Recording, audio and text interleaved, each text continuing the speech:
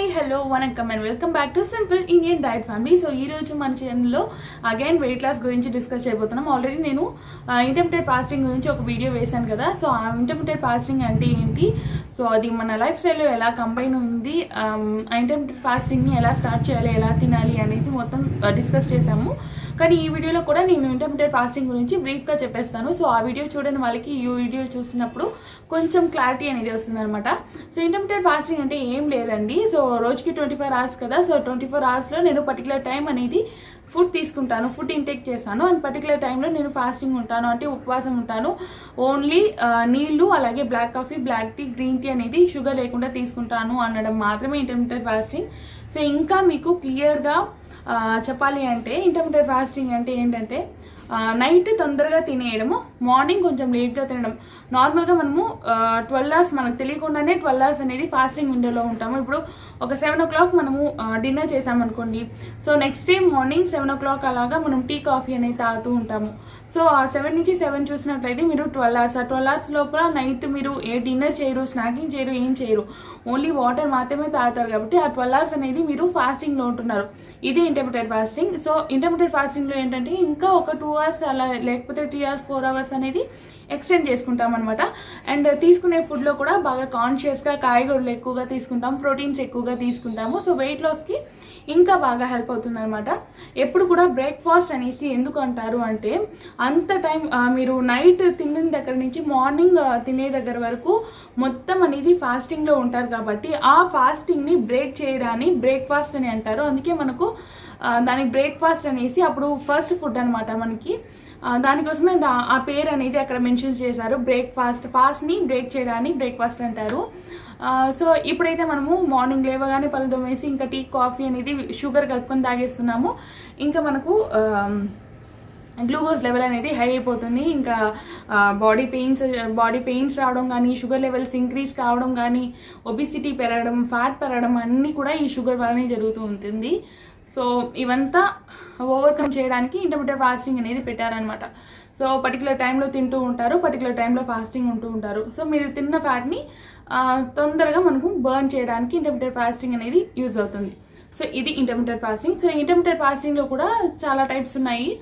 And intermittent ఫాస్టింగ్ని వాళ్ళ life స్టైల్కి తగ్గట్టు వాళ్ళు ఎంచుకుంటూ ఉంటారు. ఇంటర్మిటెంట్ ఫాస్టింగ్లో ఒక 4 to 5 టైప్స్ అనేది ఉన్నాయి అనమాట నాకు తెలిసి. సో 12:12 అనేది చేస్తూ ఉంటారు. ఇది చాలామంది లైఫ్లో వాళ్ళకే తెలియకుండా ఫాస్టింగ్ అనేది చేస్తూ ఉంటారు. 12 hours ఫాస్టింగ్ అనమాట. సో కొంతమంది వెయిట్ లాస్ అవ్వడం కోసం 16:8 అనేది ఉంటూ ఉంటారు. ఈ 16:8లో ఏంటంటే 8 hours వాళ్ళు ఈటింగ్ విండోగా పెట్టుకుంటారు, 16 hours వాళ్ళు ఫాస్టింగ్ విండోగా పెట్టుకుంటారు. ఇది 16:8లో కొంతమంది 3 meal తినేవాళ్ళు ఉన్నారు, 2 meal తినేవాళ్ళు కూడా ఉన్నారనమాట. సో అది వాళ్ళ ఆకలిని బట్టి తినేవాళ్ళు ఉంటారు. డే బై డే చేసుకుంటూ వస్తూ ఉంటారు కదా. సో అప్పుడు వాళ్ళ ఆకలి అనేది కొంచెం తగ్గిపోతుంది. సో అప్పుడు మీరు 2 meal a day కూడా చేసుకోవచ్చు. తర్వాత 20:4. సో 20:4లో ఏంటంటే 4 hours ఈటింగ్ విండో పెట్టుకుంటారు, 20 hours ఫాస్టింగ్ విండో. సో 4 hoursలో వాళ్ళు ఏంటంటే ఈట్ చేస్తారు, మ్యాక్సిమం 2 meal మాత్రమే చేస్తూ ఉంటారు 20:4లో.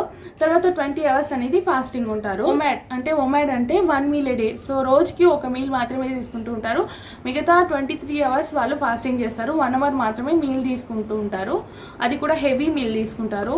అండ్ తర్వాత డైట్ వచ్చేసి ఆల్టర్నేటివ్ డైట్. ఒక రోజు ఫుల్గా తింటారు అండ్ నెక్స్ట్ డే వచ్చేసి ఫాస్టింగ్ ఉంటారు, దాని నెక్స్ట్ డే ఫుల్గా తింటారు అండ్ దాని నెక్స్ట్ డే వచ్చేసి ఫాస్టింగ్ ఉంటారు. ఇది ఆల్టర్నేట్ డేస్ ఫాస్టింగ్ అనమాట. సో నాకు తెలిసి ఇంతే ఇంటర్మిటెంట్ ఫాస్టింగ్లో ఉంది. సో ఇంటర్మిటెంట్ ఫాస్టింగ్ అంటే ఏం లేదు, మీరు తినే ఫుడ్ని మీరు టైం క్యాలిక్యులేట్ చేసి తీసుకుంటారు. సో డిన్నర్ అనేది కొంచెం ముందుగా తీసుకుంటారు, మిగతా టైంలో ఫాస్టింగ్ అనేది ఉంటారు. అప్పుడు మీకు ఫ్యాట్ బర్న్కి చాలా హెల్ప్ అవుతుంది అనమాట.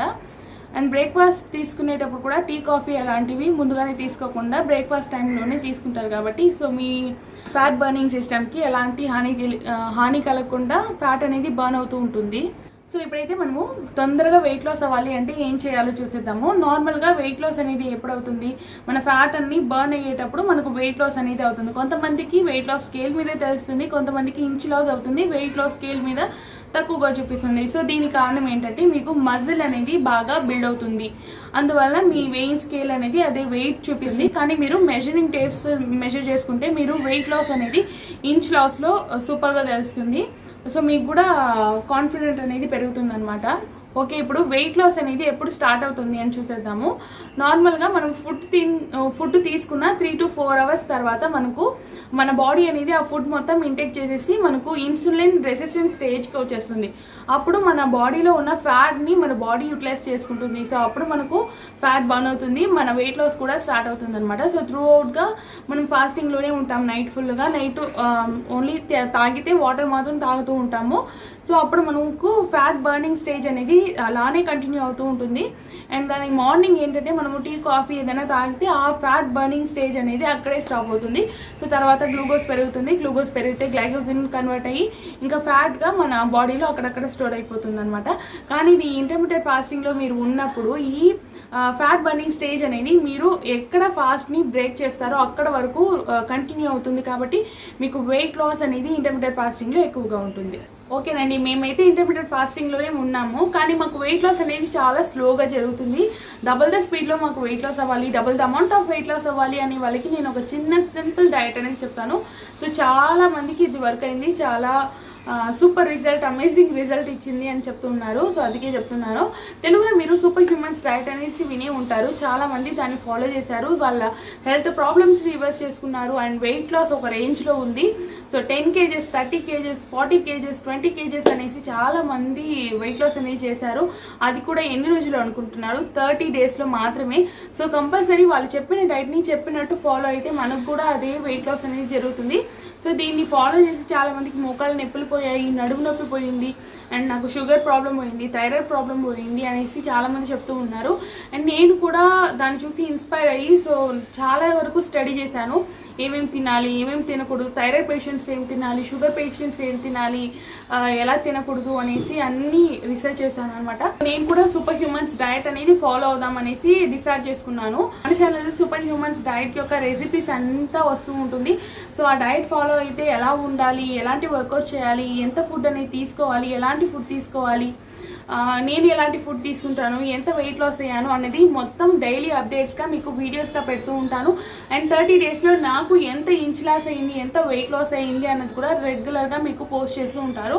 మీకు కూడా ఒక మోటివేషన్గా ఉంటుంది. అండ్ నేను ఒక పని చేస్తాను, ఏదైతే డ్రెస్ నేను వేసుకోవాలి అనుకుంటున్నానో దాన్ని నేను తీసి మోటివేషన్గా పెట్టుకుంటాను. ఈ 30 days తర్వాత నేను వెయిట్ లాస్ అయ్యి ఆ డ్రెస్ని నేను వేసుకొని మీకు చూపిస్తాను. సో ఎంతవరకు వెయిట్ లాస్ అవుతుందో నేను కూడా క్యూరియస్గా ఉన్నాను చూడడానికి, మీతో కూడా షేర్ చేసుకోవాలి అనేసి. ఈ వెయిట్ లాస్ జర్నీలో నాతో పాటు ఎవరైనా జాయిన్ అవ్వాలి అనుకుంటే ఇప్పుడే సబ్స్క్రైబ్ చేసి సపోర్ట్ చేయండి. అండ్ అలాగే నన్ను ఫాలో చేసుకోండి. నేను డే బై డే వీడియోస్ పెడుతూ ఉంటాను కదా, సో నేను ఎలాంటి ఫుడ్ తీసుకుంటాను, ఎలాంటి ఎక్సర్సైజ్ అనేది చేస్తుంటాను అన్నది మీకు క్లియర్గా తెలుస్తుంది. ఇంకా నెక్స్ట్ మన ఛానల్లో వచ్చే ఒక 2-3 వీడియోస్లో నేను ఈ సూపర్ హ్యూమన్స్ డైట్స్లో ఎలాంటి ఫుడ్ అనేది తీసుకోవాలి, ఎలాంటి ఫుడ్ తీసుకోకూడదు, సూపర్ హ్యూమన్స్ డైట్కి వెళ్ళేటప్పుడు కూడా మనము ఒకేసారి మన నార్మల్ లైఫ్ స్టైల్ నుంచి సూపర్ హ్యూమన్స్ డైట్లోకి జంప్ అవ్వకూడదు. సో మెల్లిమెల్లిగా ఎలా సూపర్ హ్యూమన్స్ డైట్లోకి అడుగు పెట్టాలి, అడుగు పెడితే మనకు ఎలాంటి హెల్త్ ప్రాబ్లమ్స్, ఫీవర్స్ కానీ డైరియా కానీ రాకుండా ఉంటుంది అన్నది కూడా రెగ్యులర్గా నేను వీడియోస్ అనేది అప్డేట్ చేస్తూ ఉంటాను. సో మీరు కూడా చూసి ఖచ్చితంగా ఫాలో అవ్వండి. సో నాతో కలిసి హెల్తీగా మీ వెయిట్ లాస్ జర్నీని స్టార్ట్ చేయాలి అని ఎంకరేజ్ చేసుకోండి. ఇంకా ఈ సూపర్ హ్యూమన్స్ డైట్ని ఎవరెవరు ఫాలో చేయొచ్చు అనేది చూసేద్దాము. సో నార్మల్గా అందరూ కూడా సూపర్ హ్యూమన్స్ డైట్ని ఫాలో చేయొచ్చు, ఎందుకంటే ఇది ఒక డైట్ కాదు, లైఫ్ స్టైల్ కాబట్టి. సో కార్బోహైడ్రేట్ని తగ్గిస్తున్నాం, ఫ్యాట్ని ఎక్కువ చేస్తున్నాము. సో మన బాడీ కూడా ఫ్యాట్ మీద రన్ అయ్యేటప్పుడు కొంచెం చురుకుగా రన్ అవుతుంది.